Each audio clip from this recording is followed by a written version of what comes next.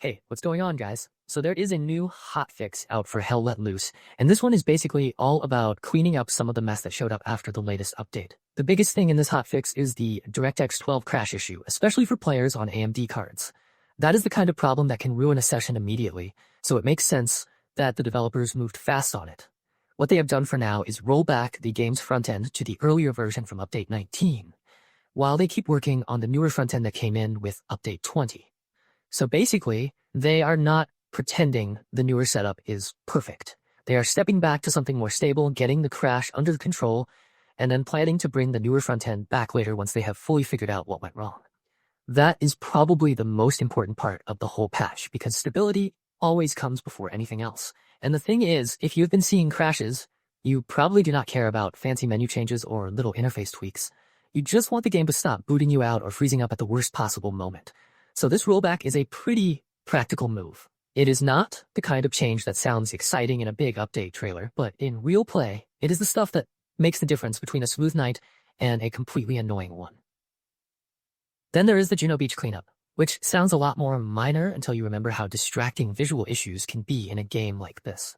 They fixed floating objects, terrain seams, and water rendering problems on that map. That might sound like a list of tiny details, but these things stand out fast once you notice them. Floating objects can make a map feel off, terrain seams can break the sense of immersion, and weird water rendering can make an area look broken in a way that keeps pulling your eyes away from the actual match. So this is the kind of fix that helps the whole map feel more finished and less rough around the edges. There are also a few front-end and DLC issues getting fixed here too. And again, this is the kind of thing that sounds small until it happens to you.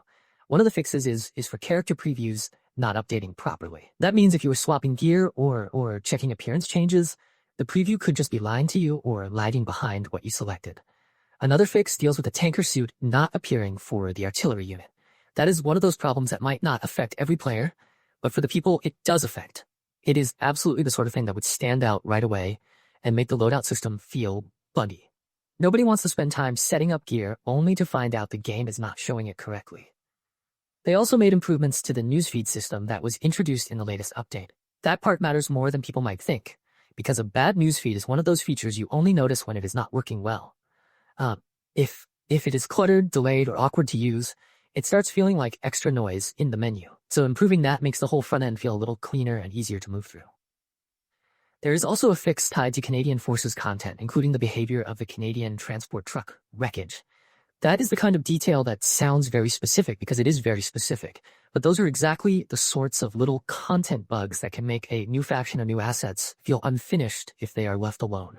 Seeing that addressed is a good sign that the developers are still going through the newer content carefully and cleaning up the parts that do not behave the way they should.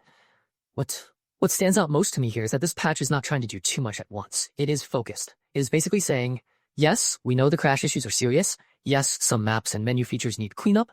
And yes, a few content issues slip through. We are handling that now, and we are already working on another hotfix after this one. That last part is important too, because it tells you they are still actively chasing down reports from the community instead of treating this as the final word.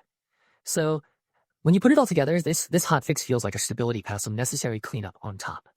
The crash fix is the main event. The map fixes help polish up the experience. The front-end and DLC fixes smooth out annoying bugs, and the extra content adjustments show they are still paying attention to the details.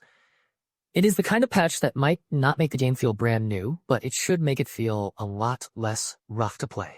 And in a game like this, that goes a long way.